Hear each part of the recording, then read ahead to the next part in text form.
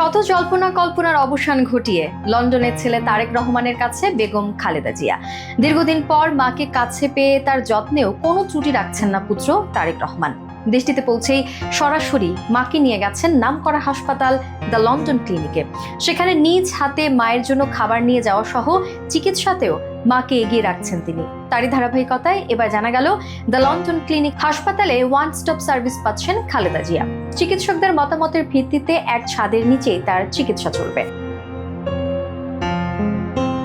এমন তথ্য নিশ্চিত করেছেন তার ব্যক্তিগত চিকিৎসক ও চিকিৎসায় গঠিত মেডিকেল বোর্ডের সদস্য ডক্টর AZM জাহিদ হোসেন। লন্ডনে খালেদা জিয়ার স্বাস্থ্য পরিস্থিতি সম্পর্কে জানাতে গণমাধ্যমকে তিনি একথা বলেন গত 8 জানুয়ারি থেকে ম্যাডাম লন্ডন ক্লিনিকে ভর্তি আছেন। তার সর্বশেষ রিপোর্টগুলো পর্যালোচনা করেছে প্রফেসর জন প্যাট্রিক কেনেডির নেতৃত্বাধীন মেডিকেল বোর্ড। 2-1 দিনের মধ্যে লন্ডনের আরও 2 জন চিকিৎসক তাকে দেখবেন বলে ওই সময় জানান ডক্টর জাহিদ। জানা গেছে liver, kidney, diabetes, pressure, arthritis ও হার্টের জন্য এখন ঔষধ দিয়ে চিকিৎসা চলছে খালেদা জিয়ার। এর বাইরে আরও যদি কোনো চিকিৎসা করা যায় সেজন্য যুক্তরাষ্ট্রের জন হপকিন্স হসপিটালে মেডিকেল টিমের সদস্যরাও মেডিকেল বোর্ডের সভায় অংশ নেন।